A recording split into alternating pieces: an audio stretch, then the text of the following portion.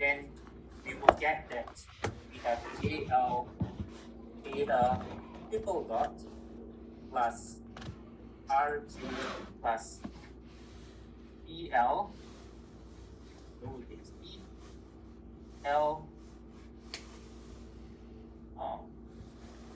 theta dot double dot plus R plus AE8 times theta dot equals to KT times T of S in time domain. So either you write the transfer function or in time domain, this is this here.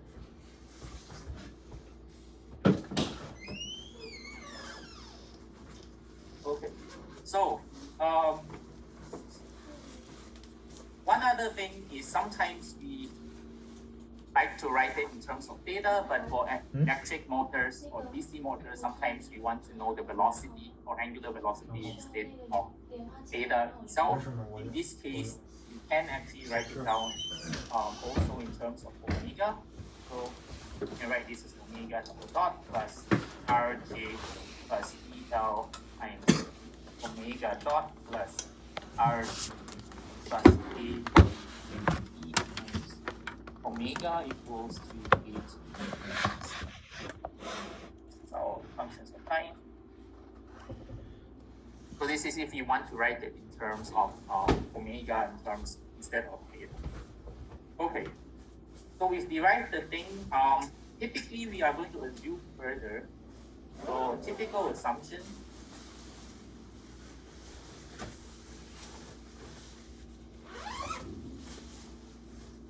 For DC motors is that my L, which is my inductance, is usually much less than R, which is the resistance, the magnitude of that. The magnitude of L is usually much smaller than R. That's a fair assumption that we usually have for an DC motor. In that case, then you can think of it as, oh, since L is kind of really small, we just pretend that all the L's are zeros. So the assumption here essentially is that L essentially is zero. So our transfer function in that case is reduced to KP over Rj S squared plus R plus E times this. It's usually either you can think of it as either L is really small or zeros or current doesn't change too quickly. Because the only case where you look at this dynamics here is where L appears with dIdt. So sometimes L is either really small, so you don't see it, so it's zero, or that the current don't change too quickly anyway, or most of the time it doesn't. So that term there is small. So that's usually how we would model a DC motor. And in your homework, you'll be doing another one that is a slight variation of this here. So I guess one last thing about this here is we usually, for this kind of motors, usually what we do is if you think of the table modality or in terms of how things happen is you would buy a voltage, you get a current that flows through this thing here, and the current will generate a torque on that shaft itself, and then the torque will cause this thing to start turning. So it starts spinning, and when it starts spinning, then it has an angular velocity. The angular velocity will then causes a back EMF to happen, which is proportional to the angular velocity. And because of that, there is a voltage drop there, and then it changes the current itself on the circuit. So, and basically that's kind of what's happening here. You put the voltage, generates current generates torque generates both angular velocity induces back EMF, and back EMF then affects that u is I itself, and as you can see from the equations here, they are all kind of dynamic, so they depend on each other. And after some time, you can, as you can imagine, if you give it just a constant voltage, after some time it will settle, and then that's kind of steady state. So you can get to steady state. So steady state, as I mentioned before, or we used before, previous focus. So steady state in this case is just that all my omega dot and also my omega double dot is equal to 0 or 0. So if I look at this equation here, I put omega double dot and omega dot being 0, then I will have my omega, it will give me a steady state angular velocity that's going to be given by kT divided by RB plus AE kT times your voltage that you get, the voltage applied, which is a step here. So this here is actually a step. Just think of this as just the amplitude of the step input that I give it, and after some time it will settle or you get to steady state. In this case, the steady state happens when omega's steady state is given by this here.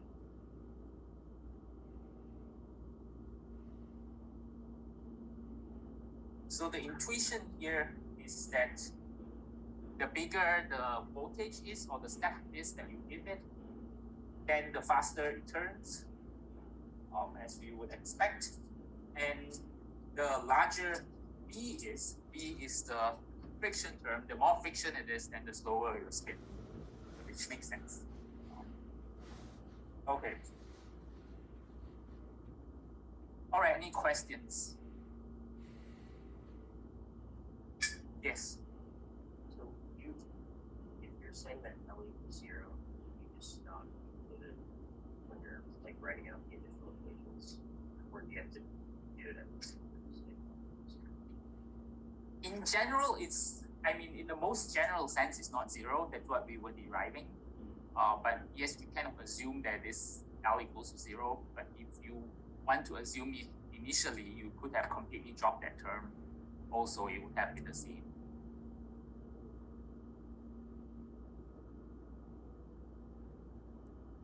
So I guess once you drop it, it's more approximate. So if you want to have very, very high precision, then you probably want to keep it.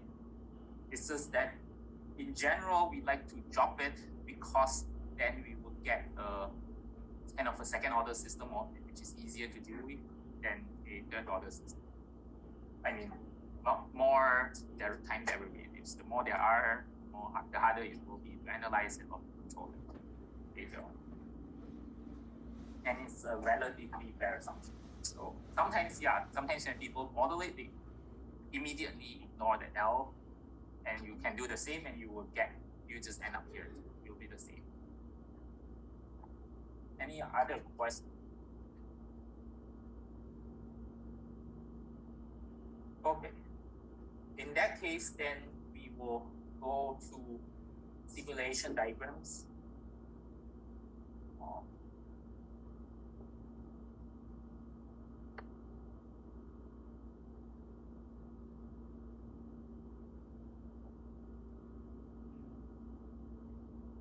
So simulation diagrams is a graphical representation of ODE.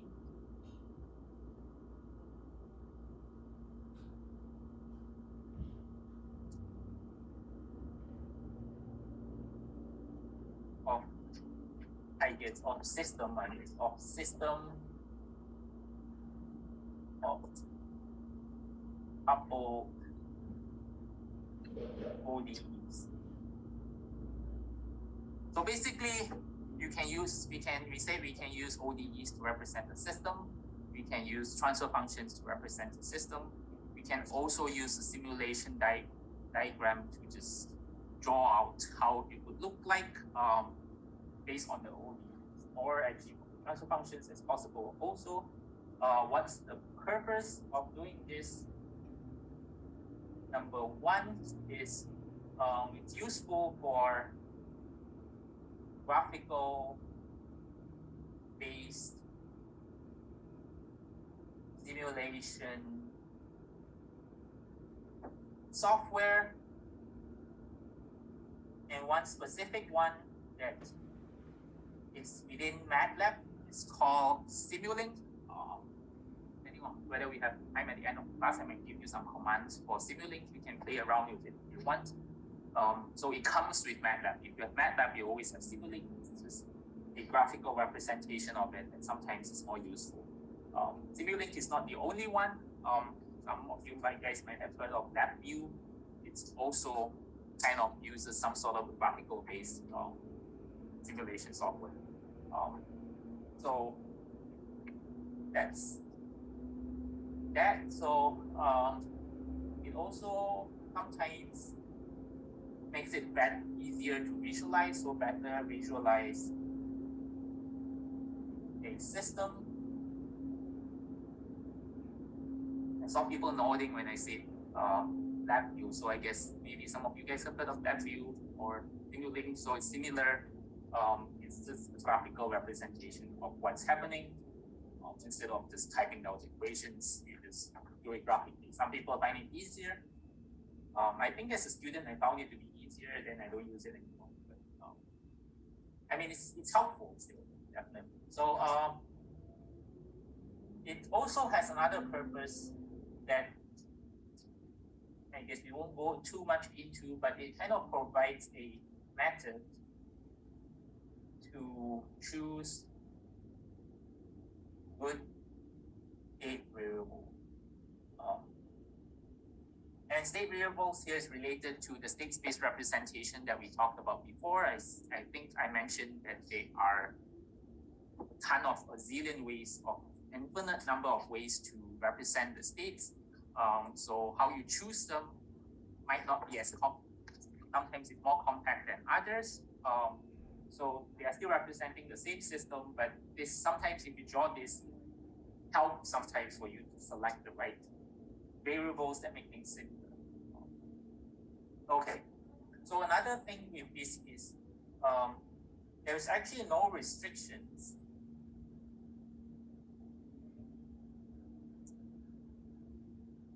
on linearity or or time invariance. So we time invariance. So basically, when we did transfer function and stuff, we say it only works for linear time invariant systems. But I guess the most general representation of a system can be nonlinear, that you can represent with ODE, and you can also represent using graphical representation. So it doesn't have to be linear for you to be able to do it, and you will still be able to use it to simulate things as well.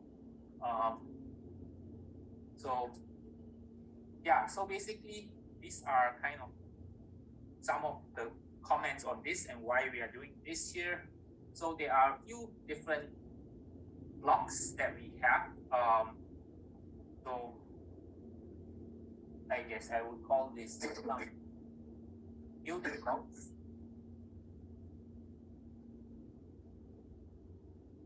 So we saw a game. More specifically, we saw it like the homework, and I had to explain it. But at that point, we haven't really looked at that clearly yet. But basically, you just have a gain if you use a triangle, and let's say this here. This here is a gain block. So you have an input, whatever the input is u, and then you will get the output to be y is equals to A times U.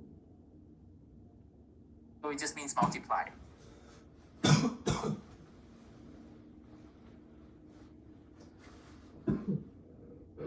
And one, number two, we have a summing junction.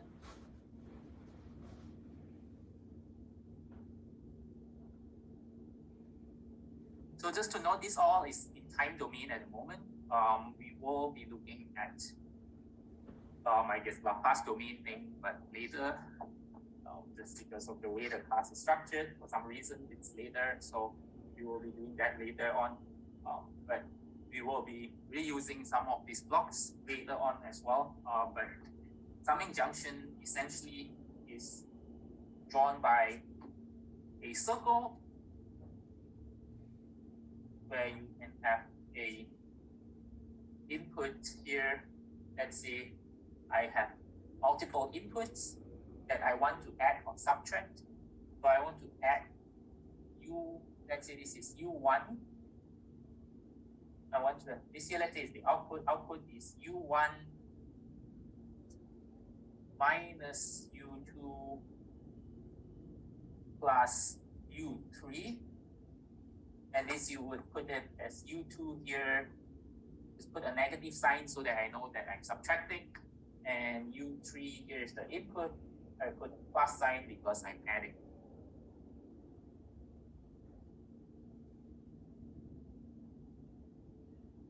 So this here is in general how we draw a summing junction.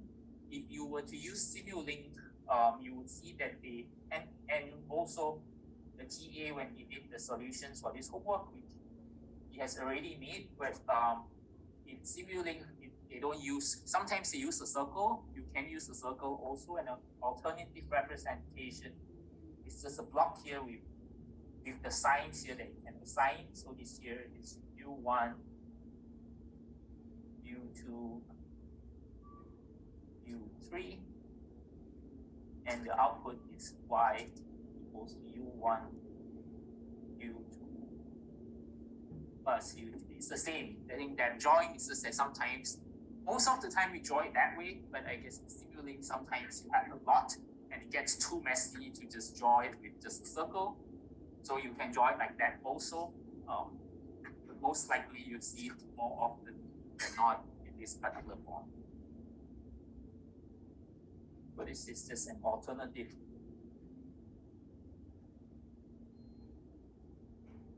Here, we also, for the simulation diagram, we will also have an integrator.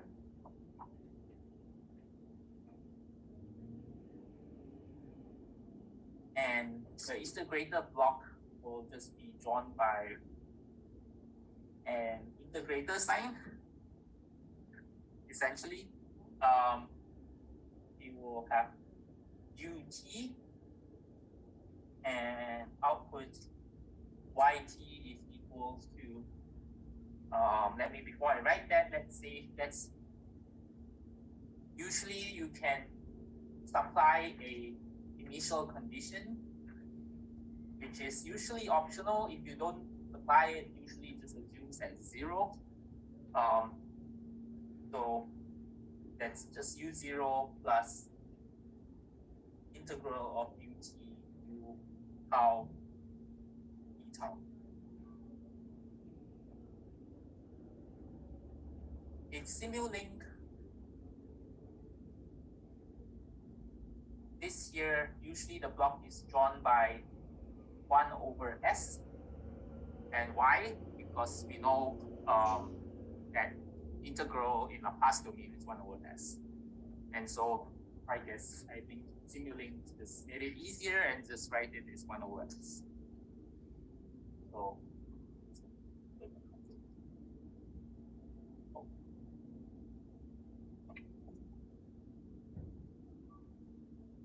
so these are the three, really mainly the three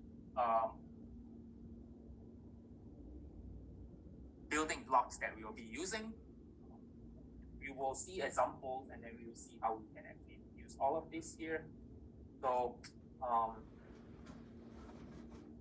before we get to examples, let's write down some notes for it. Note, we do not normally use differentiator blocks. So there is a possibility to use differentiator blocks as well, but we generally do not like to use them to represent or model dynamical systems.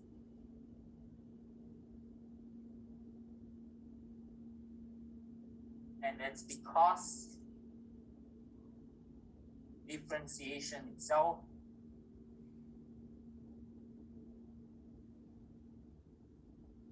is numerically ill-posed and potentially unstable.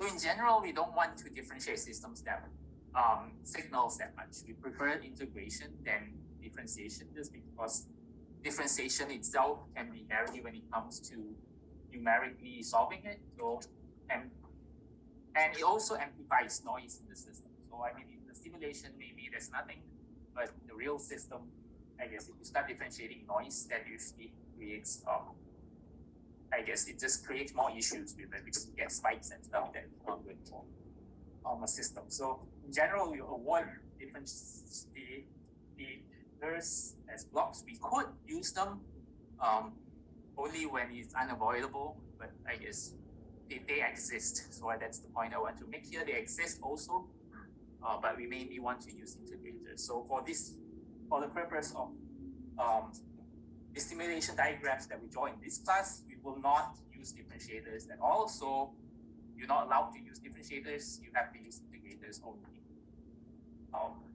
Okay. Let's do some examples.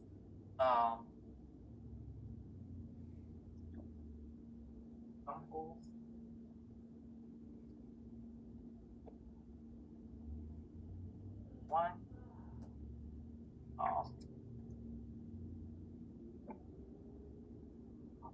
Okay, so first example is our standard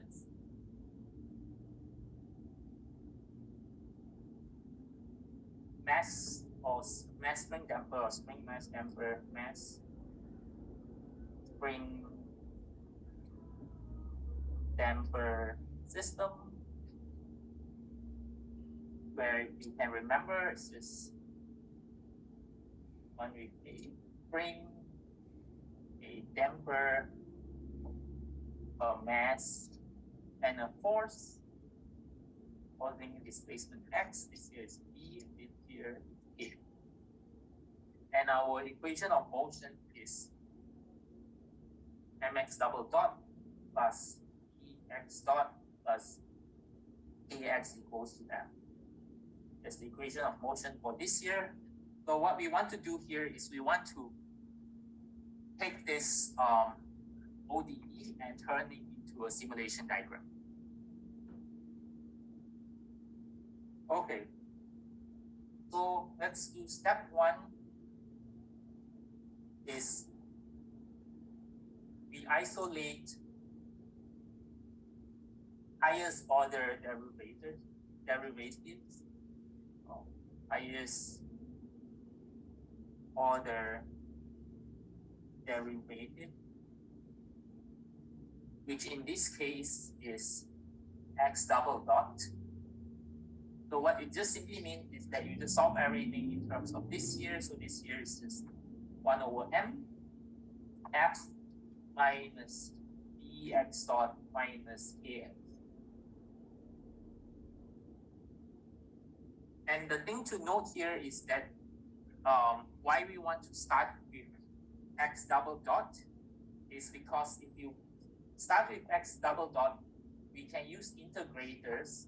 First integrator You integrate it once and then you get x dot. You integrate it again and then you get x.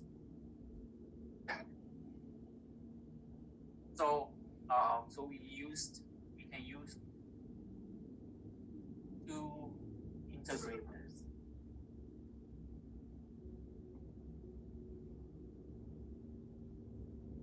And that's what we will do. Specifically, we will just create this chain of, let me write down this here, create chain of integrators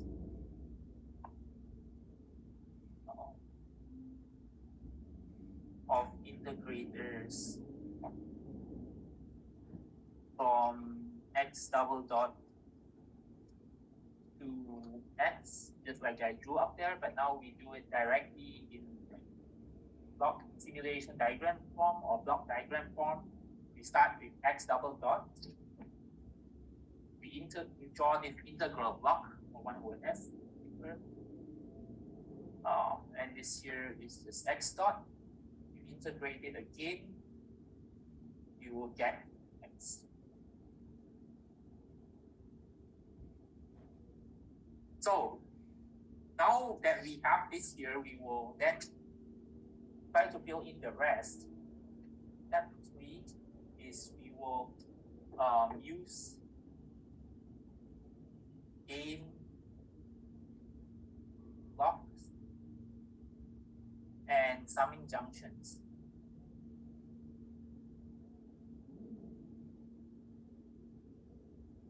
Junctions to recreate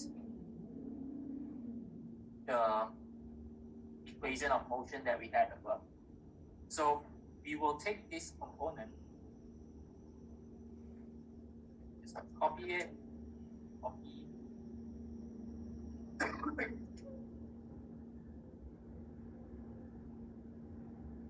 Here.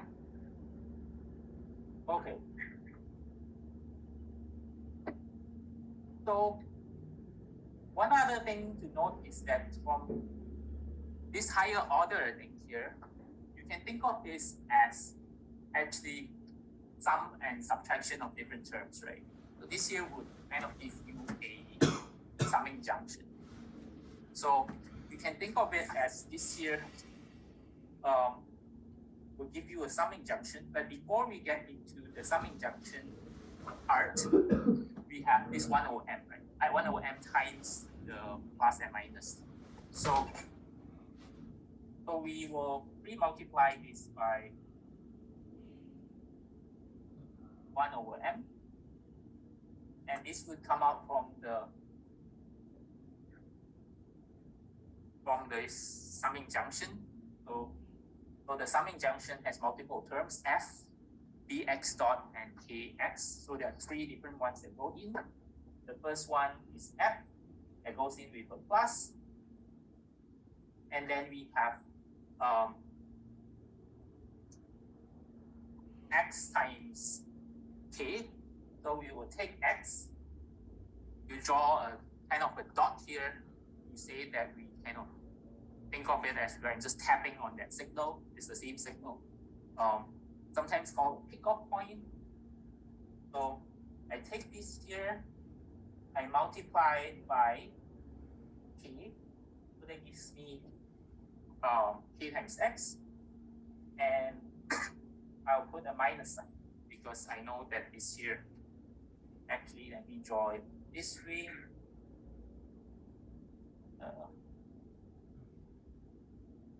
This is a minus, and then I know that I have b times x dot, so this here is times, sorry, I shouldn't draw this in blocks, I should draw this with triangles, since this here is k, this here is b, and this here is also a minus. If you want, you can label this. This here is b times x dot, and this here is k times x. So this here is this is the simulation diagram for the max strength damper system. So if you put it in Simulink, you can put all these blocks in, and then you can add something called a source. We'll talk about it later. Just put some inputs to it. You can put a virtual scope there, and then you see what comes out. You can put a signal in, you just put run, simulate, and then the block will give you like a virtual scope, like as if you did it in the lab or something, then you see the signals. So this here is our first example of this here. Okay, let's do another example. I guess mainly we'll be just doing examples today, mostly. Example number 2 is the DC motor that we have before.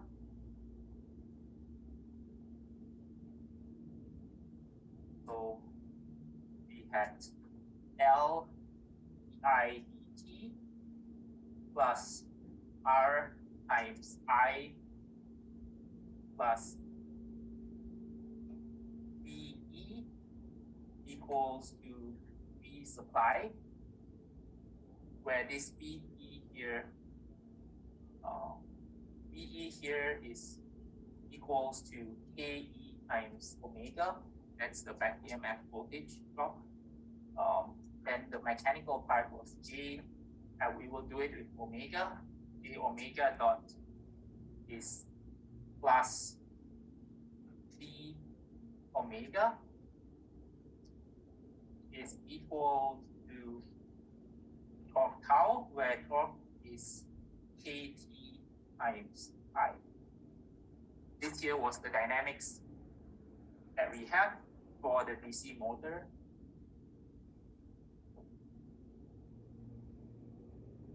So we will kind of do what we just did before. We try to isolate everything to the highest order term. So this is di dt.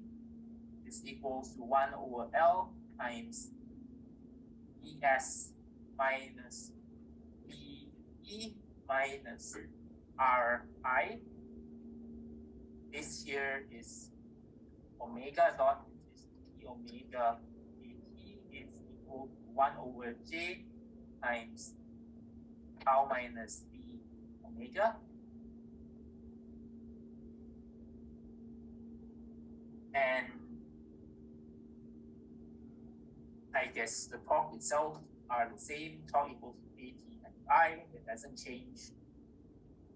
V equals to KE times omega. This doesn't change either. Okay, so now let's try to draw the simulation diagram of this here. Let's start with the electrical part. The electrical part is the first equation up there. So we will start with the integrator. So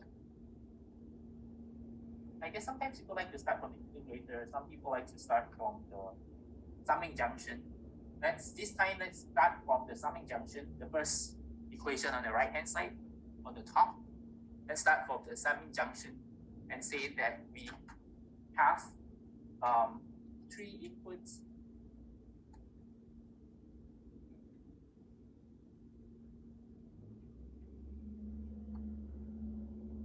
We have V supply goes in.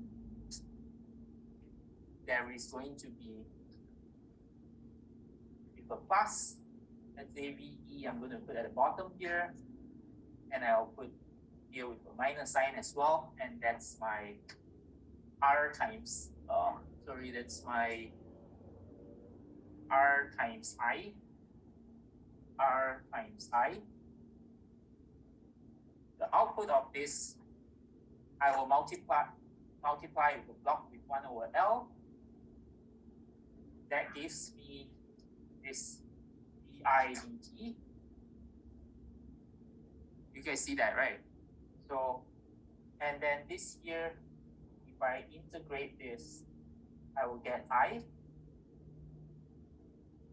And so I will take this I, fit it back to a block gain block R, and that gives me this R times I.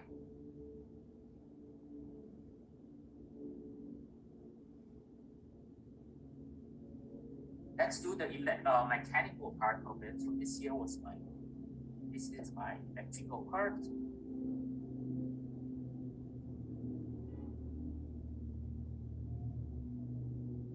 The mechanical part, let's do it with the same way with the summing junction. So we have, let's see, let's actually draw it in this other place. Just because it's convenient, actually you don't have, it doesn't really matter how you draw which one is above, it goes up or goes left. This triangle arrow can go right, go left, go up, go down. It doesn't really matter, it's whatever that's simplifying things. And I'm choosing things like this here because it simplifies stuff. So this here has a plus sign that has a, oh no, this here. So this here, this I here, if I multiply by a KT, that will give me this tau that goes into my summing junction for my second equation. So I need tau minus B omega. That here, if I multiply by 1 over J, gives me d omega dt. If I integrate this,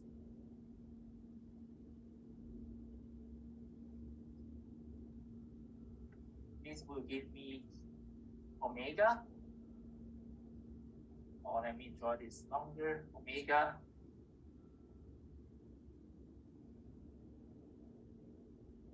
and this omega, if I multiply by, because we know that BE is KE times omega, so I'm going to put a block here with K times E.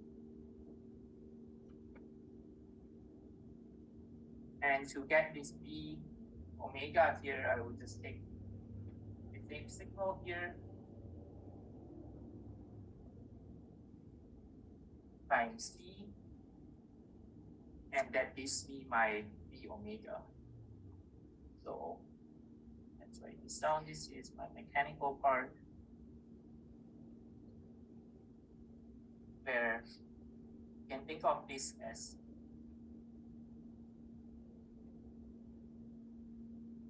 the electrical part of things, and this here is my mechanical part of my system, my simulation diagram, where it's connected by this KT and KE.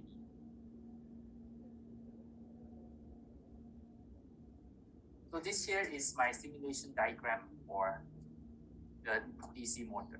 Does it make sense? Yes. So we can basically start from anywhere. You can start from anywhere. Yes, yeah. There's no unique solution. In fact, this is not the only way to represent this here, and that's what we're going to talk about shortly. Okay. So that's the good question, is that whether there's a unique way to do this, and in fact there isn't. So we said also, if you remember, and that's why I was writing all this down, is that that same equation, I could have simplified it first and just write it in this form. You see this here? This here with the, I guess, theta triple dot. So I could also start from here and draw that thing that I want to have. The only difference is that if I drew it with this here, then I don't exactly have I showing up anywhere in my simulation diagram. If you want I, you can still back it out, because we know what I is. Well, I guess it might not be that easy, but you would have to use back the old equation to find out what I is.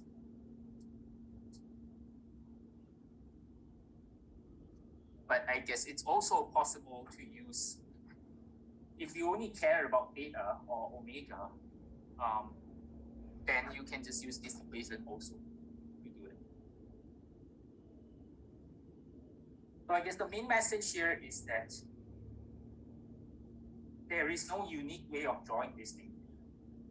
And even with this here, there is no unique way of drawing which one I draw first. I could have drawn the mechanical part first before I draw the electrical part. I could have drawn it flipped so that this here is on the right and this is on the left, or I can draw it with both my summing junctions on the right, but somehow I move all these lines in such a way that it still looks nice. So the main reason why people do this here is, or arrange things in a certain way most of the time, is so that it doesn't look too messy. The part that will make it hard to see is if you start having signals that kind of crosses each other. So sometimes we put a dot here to make sure that we know that this signal actually does belong to this here. But sometimes if we have to cross, we don't have a choice, then I guess I'm not sure whether I have an example that has that crossing part.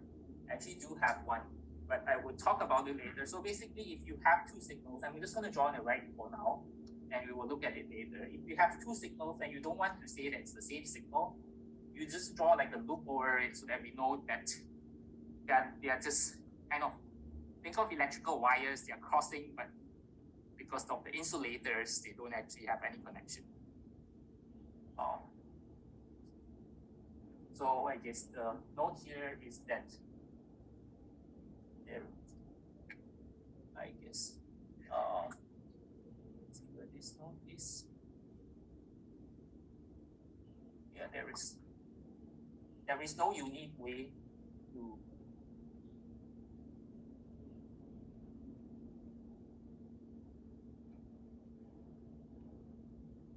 draw the simulation diagram.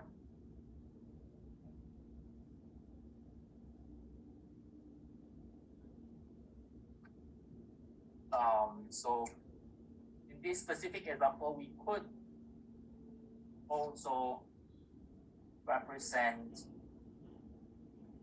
this system using the ODE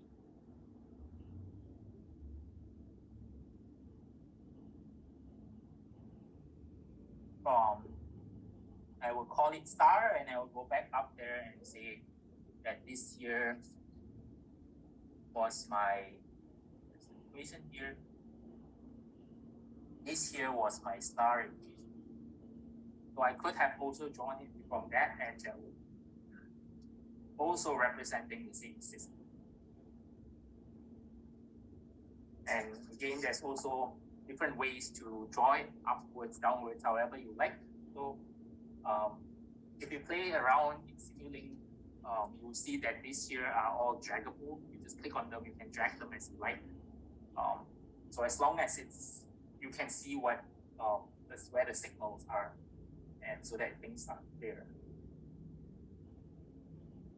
Yes. So for those arrows that point out to the data, like draw this arrow on outward. Oh, you don't have to draw this here. This is if you want to connect this to a scope so that you can see it. So whether you draw it or you don't draw it, it's fine. I can draw arrows out anywhere I like. As if you want to know what the signal is or whatever the signal here is, then I guess this is the same as this here, right? So you can draw it down here also.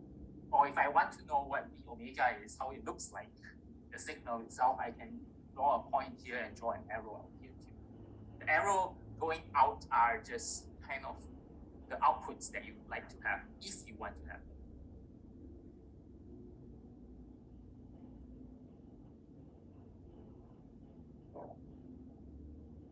Okay. More examples. I guess today there's lots of examples.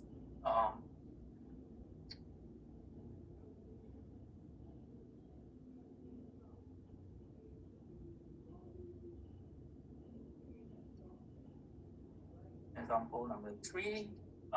This here is our quarter car suspension system that we looked at. Quarter car suspension system without the tire deformation. So slightly simplified tire deformation dynamics. So let me just draw out what I mean, and we'll just write down the equations, and then we will start drawing the simulation diagram for it. This here is the same. I have a quarter car which has a certain displacement z. I just assume that there is a spring and a damper. It kind of connects it directly to the ground, where I have a certain ground where the height of the ground is the input to the system. This here is K and this is P. So this here is my rho. So if I want to write down the dynamics, I'm just going to write down the equation directly. It's mz double dot plus bz dot plus a d equals to b d dot in plus k d in. So this here is a slightly different example. I wanted to do this example because you see that the input here has like the z in dot term, and we ideally do not want to say, well, my input is z in, and then I put a differentiator block, which I could, but I guess it's not a good idea in general, so we don't want to do that. So there are ways to go around having to deal with that. And so this here has two terms. So I guess when we rearrange this, we will rearrange again. We will try to get the highest order term. So the z highest order is z dot double dot. And then we have the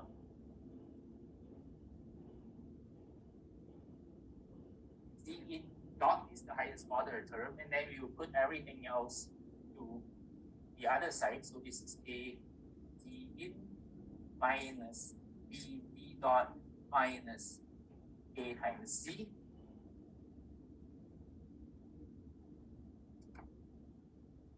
So let's do a summing junction for just the right hand side only.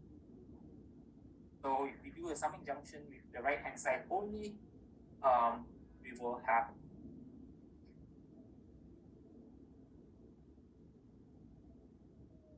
summing junction. This here, let's say this here is k z in, is plus minus, let's say this is kz, minus b times z dot. And when these three sums together, this signal that I get is mz double dot minus bin from this equation there, right? So I'm just summing the three things, add and subtract the three things. So that's equal to this here. So this here is actually what I will be integrating. And when I integrate this, I will get m times b dot minus e times z in.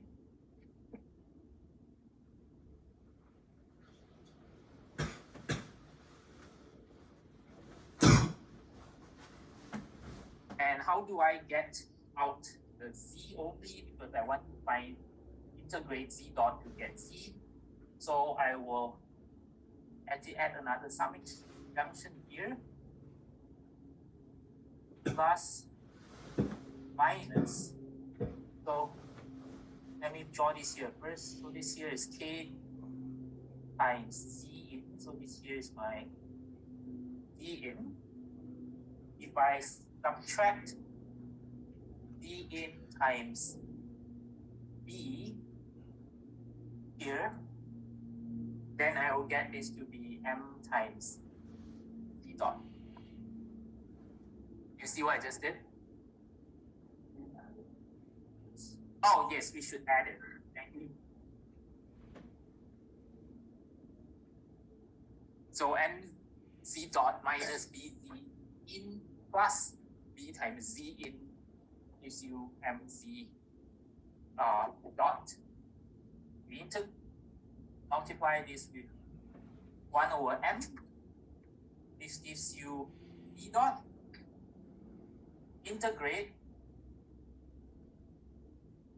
and this gives me z. Now I can take d dot multiplied by b. This gives me b z dot. B I can multiply by k, and this gives me k z dot. So now this here is my simulation diagram for this system.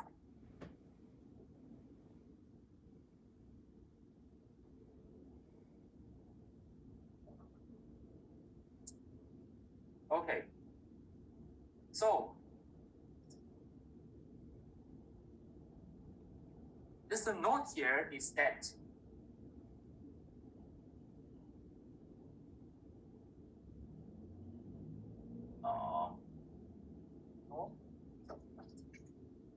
the outputs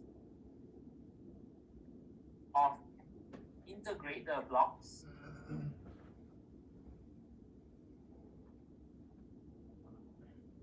are good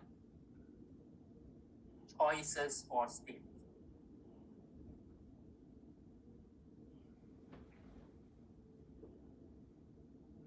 So I say that sometimes it helps us to figure out what are good states. So the output of integrator block are good choices of states, and specifically, I guess, is this here can be your state, and this here can be your state. So this system has two states, and those are the two states that you have.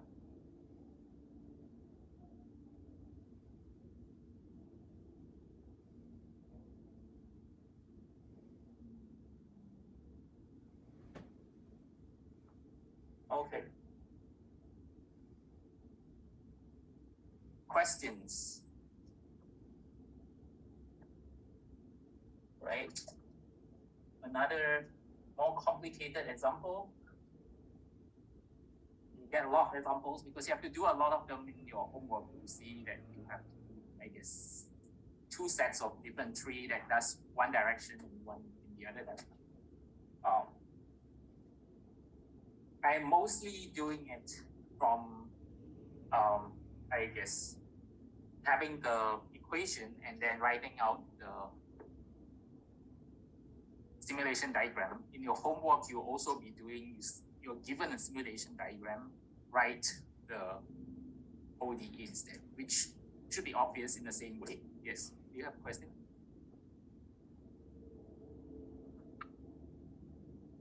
I know that the answer to this question is that you just write what it is.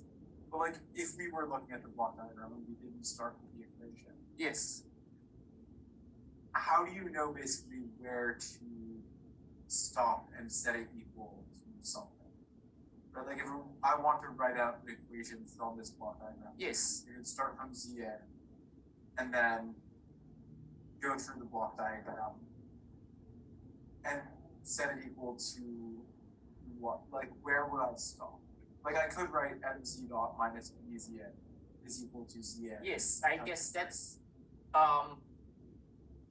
so I guess in the answer to this kind of questions in general is that there is no one specific way that you can start doing it. It's just like there are some principles of how you can draw that. And I guess we started drawing it from the summing junction. So this might also mean that it's probably a good idea to start from the summing junctions.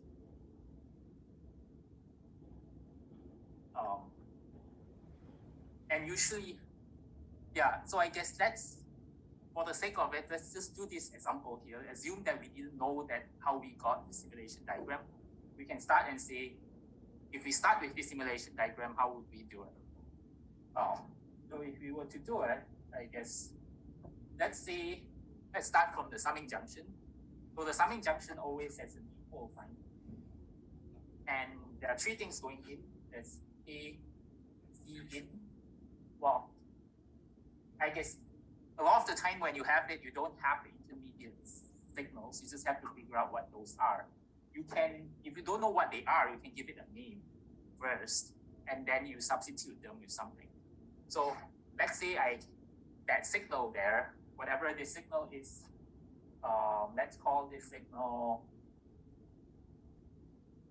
I guess, what signal should I use? Let's say I call this P, I call this Q, and I name this R. And then I would say, I know that the summing junction here will have a P minus Q minus R is equal to whatever the signal is. Let's call this S here. And then we have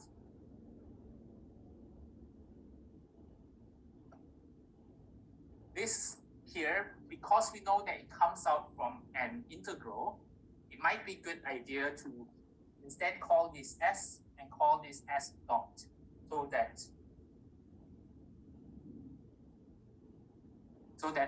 I have the integral and I don't have to, I guess, have S and have keep integral S. Okay, so let's say then this here is just S dot equals to P minus Q minus R. Okay. And that's kind of the one summing junction that I have.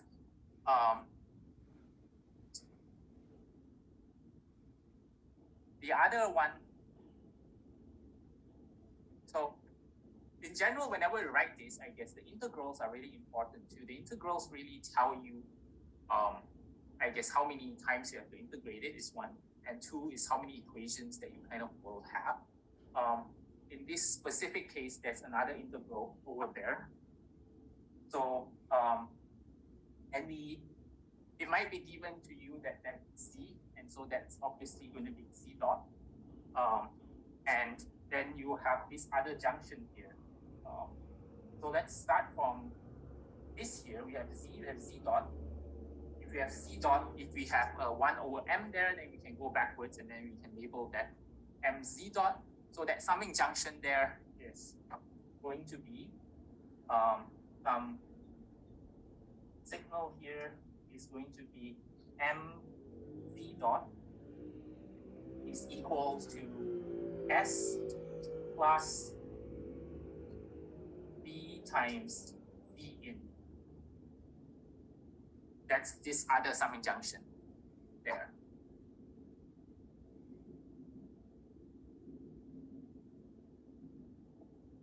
And I guess pretty much there's no point where you stop. It's just mainly we stop until we have all the signals in terms of all the symbols that's given to you. So assuming in this problem, the symbol that's given to you is Z in and Z only, the input and the output of this here. So we want to figure out what P is. So P here, we see P is equals to, if Z in is given to you, P is just K times Z in. Q there is going to be K times Z. Z is given to you already. R is that Z there, the S integral there, so the one there before is that Z dot. So that's, we know that B is just going to be, R is going to be B times Z dot. Then once we have this, these are all the, pretty much we have already substituted all the signals. So these are all the equations that you need, really. But you might want to substitute all of them in and arrange them in a way that make them nice.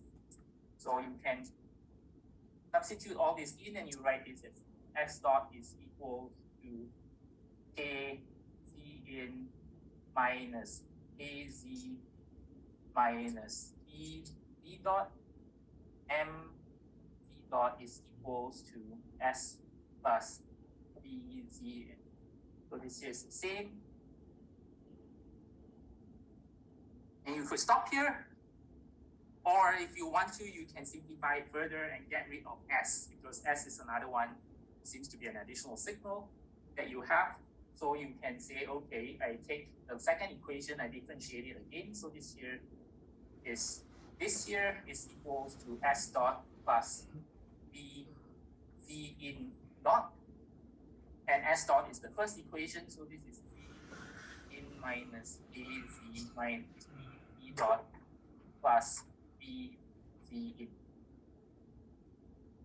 And then if you again want to write them all with the outputs on this side, this here is b dot k z is equals to k z in plus b z in dot. Oh, sorry, this here.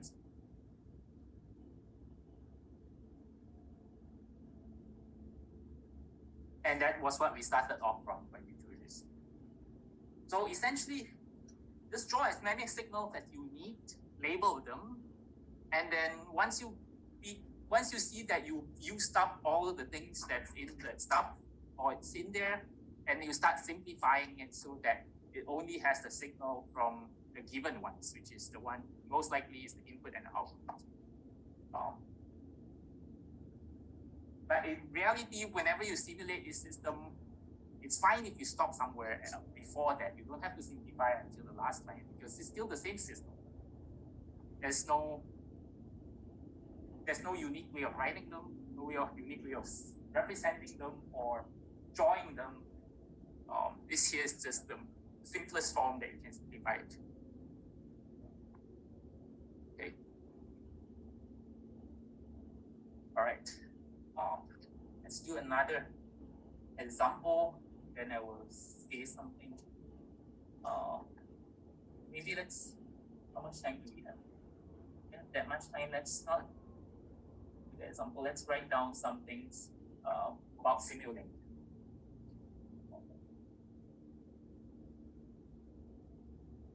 So, basic steps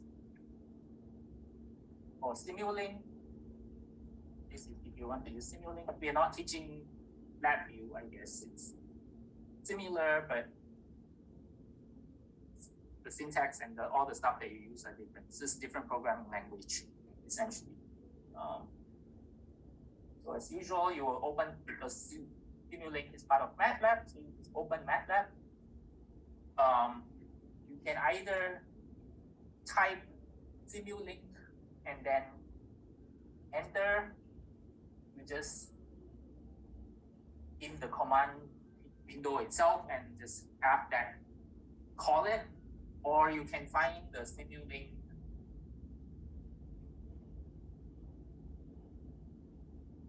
button in the home toolbar.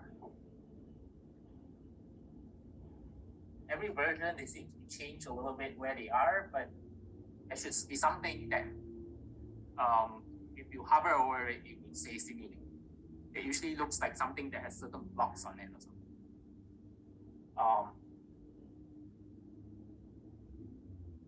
So we would create a blank model so that you can, this is like creating a new page whenever you do any document or whatever, you have to create a new page. There is actually a library browser, so we will click on some library browser button to access blocks. I will talk about some of the common blocks that they have. So if you look at Simulink, once you click on the browser, they will have a ton of options of blocks that you can use. So the ones that I just mentioned are three simple ones. They are hundreds, or I don't know whether it's hundreds, but a ton of them. And you just need to know which one to use, I guess. And there's a lot more that you can do with it, and it just takes some time getting used to it, but then once you know how to do it, it's just kind of a bit like Lego, where you put all the blocks together until you get this representation of the system that you want.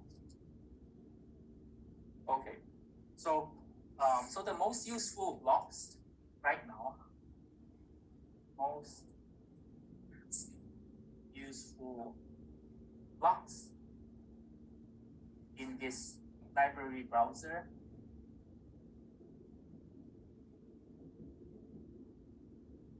for right now are, I guess, under Simulink. It separates between continuous, so there is certain grouping, they group all of the different blocks together. So under continuous, there are two that we can use. One is the integrator block. And over here, you also get a differentiator or derivative block, which you technically could use, but it's probably to be avoided if you can, but you could. I suppose no one is stopping you from doing it. I guess that's the integrator block. And then under math operations, you get add or sum, I guess the summing junction. You can have a gain block, and you can even multiply and divide. Multiply or divide. There's also subtraction block, but they are kind of all the different math operations that you can think more to them. And then if you want to start drawing them, there are sources, which under sources there is, can have a constant as the source, or you can give it a step input. You can give it even a sine wave.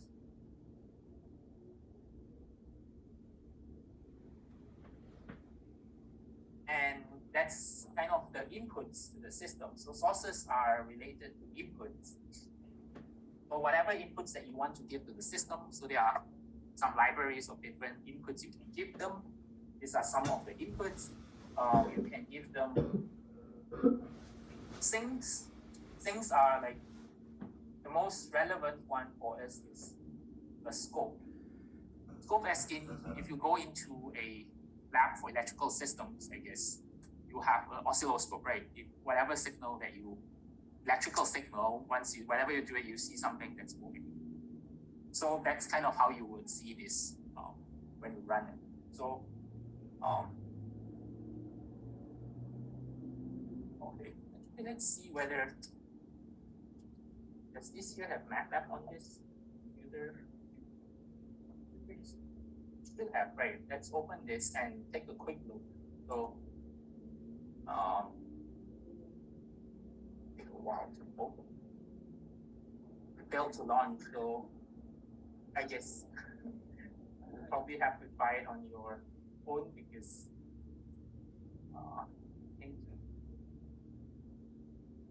yeah.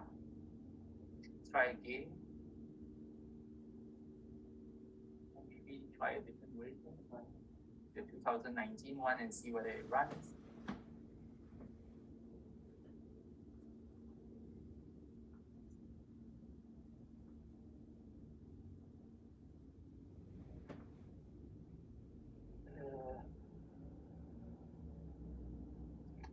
Professor, Yes. so with the game blocks, do you have a signal be what you're multiplying by? Yes. So you could have like something like one going to the side of the triangle, be that value that you multiply by, or is it constant for the game? There is a possibility to do that.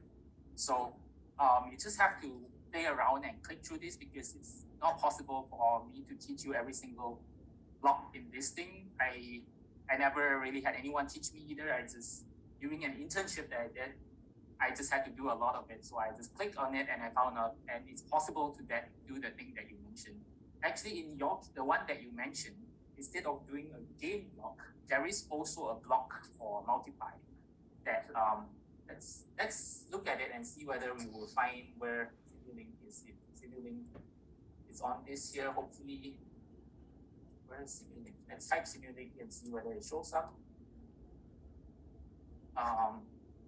Nope, it's not installed on this computer. So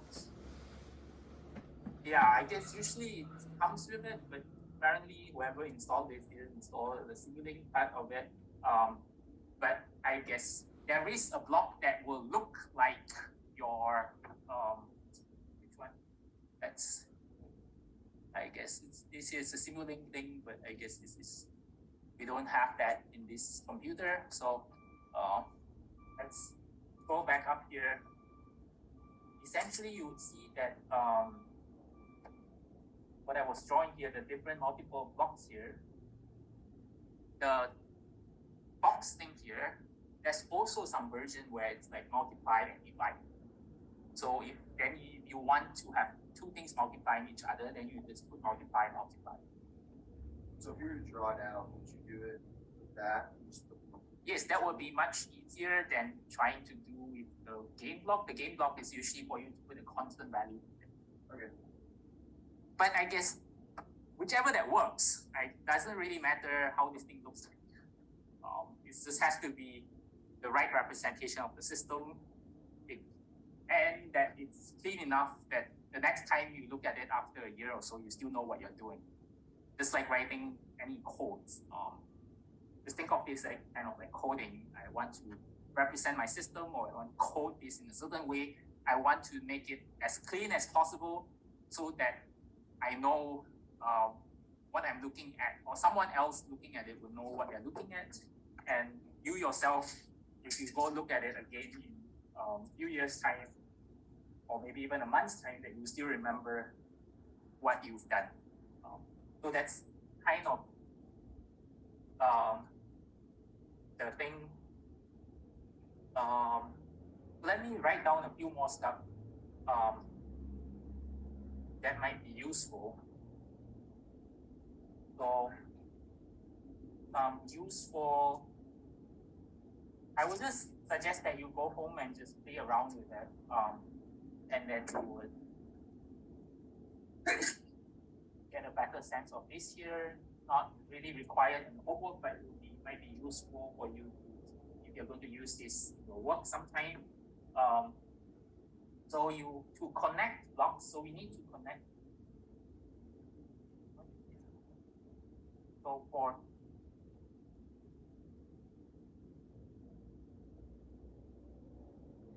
connecting blocks, you can click on the click source, then click the destination. And specifically by click, I mean clicking the ports. So the block that you see, for an example, a block that you see, usually that's like small like triangle here and small triangle here. These are like the ports of the system, so that you know what's the input and what's the output. So you just click on them and then you just drag, and then just click on the other one, you will connect. There are other shortcuts too, but I guess that's what I'm going to write here. So how to creating or placing a block.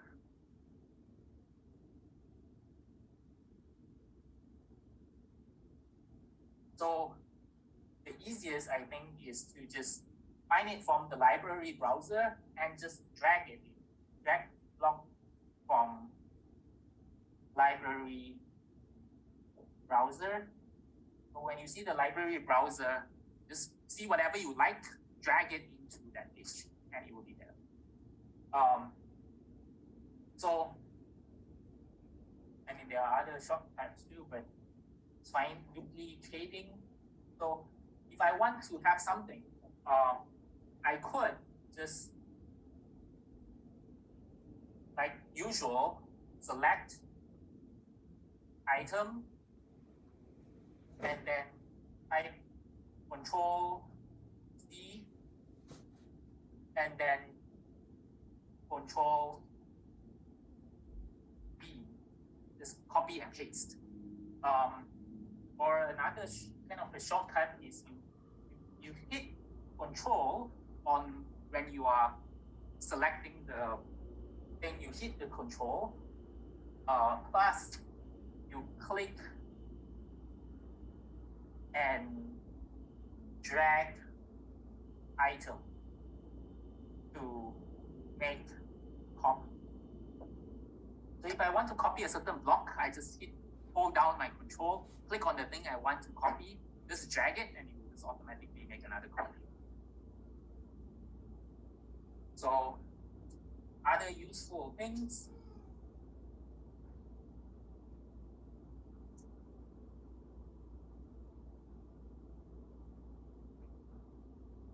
One is, as I said, it's supposed to be clear to you and for other people to read it. So just like when we draw that, I wrote all the signals, right, on that thing that says, oh, this is B times X dot or B times C dot, whatever, so that I remember what they are. You can, whenever you just draw a line on Simulink, it doesn't have a name on it, but you can name it. So you can add these to signals.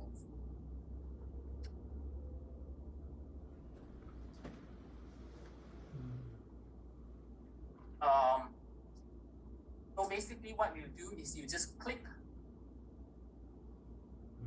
the signal arrow or the wire essentially, and then you just type the name of it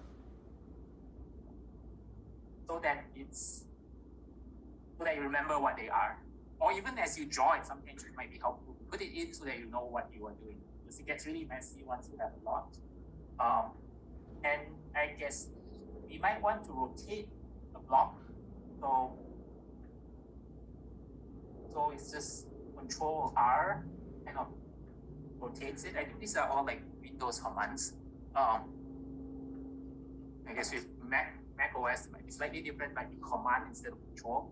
But you can rotate them, right? You see that I draw my triangle to the left, to the right, up, down. You can rotate it as you want. Even the plus and minus, then you can rotate it as you want it to be.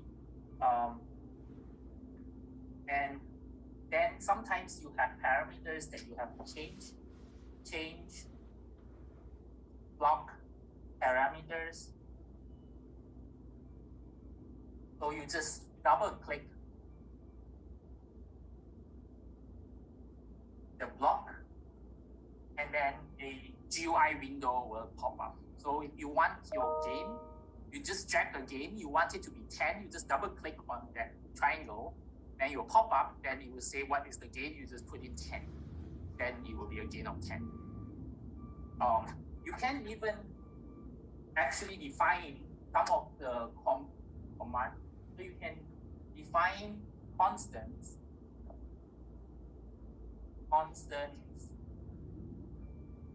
in MATLAB workspace. So you can just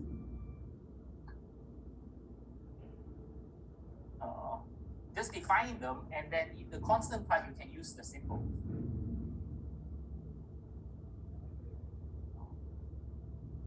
Workspace, and then you use symbols in Simulink. So let's say I want my gain to be 10, I can just put outside and say k equals to 10, save in my workspace, k equals to 10. Whenever I open the block and pops up, instead of putting 10 in there, I can put k, and then you will know what to look at. That is if you tend to change the value a lot, then you just have to change it. You don't have to go back to the block every single time.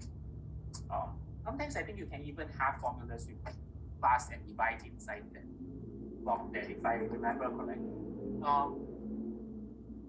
So your scope, the scope, it might be helpful to add legends. You can add legends to scope.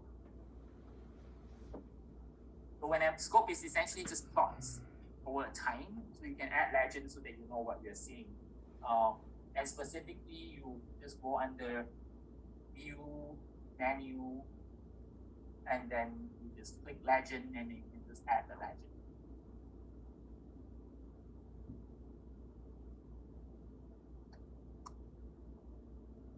And there are other stuff that you can add. So there are behind there, it will be some sort of a solver that solves the simulation diagram or the ODEs. So you can select what kind of solvers you want to use, what kind of parameters you want to use for the simulation. But I guess all of this really is just something that you have to maybe do it or play around with it a few times, and then it's actually very intuitive once you do it. It's not difficult, it's just that there are a lot of blocks and you might not know all the blocks. And because there are a lot more that I cannot really have time to explain every single one, which you just have to discover, just like you learn MATLAB. Really good documentation, tells you everything what you need. You don't know what to use, Google, someone must have the same question and they will tell you how to use it. Okay, I guess that's all I have.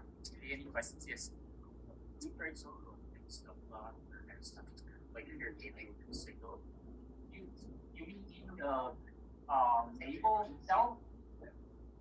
I mean, you just have to type in X underscore DOT dot when you remember that.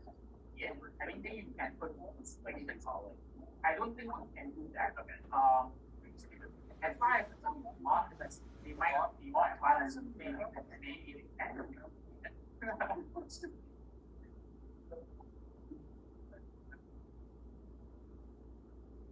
You ever go? Oh, yeah. Yeah, that's what now. This is the way forward. Yes, we read that right. You know, watch the